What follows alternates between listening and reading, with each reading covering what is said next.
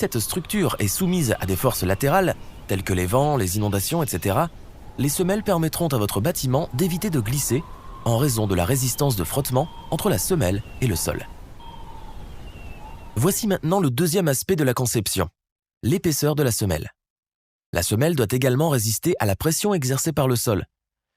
Si l'épaisseur de la semelle est insuffisante, la semelle située de part et d'autre de la colonne se déforme en raison de la pression de soulèvement exercée par le sol.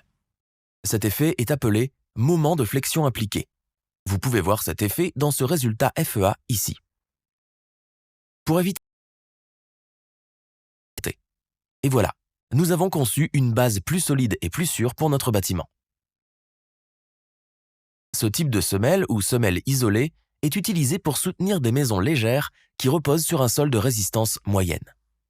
Cette conception peut encore être optimisée sur le plan économique.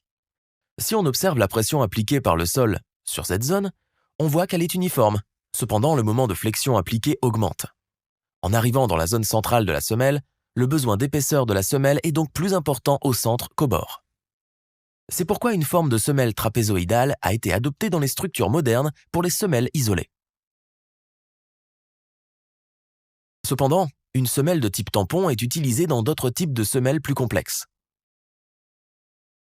Supposons que les colonnes de votre bâtiment se trouvent exactement sur le bord de la limite de propriété. Il est évident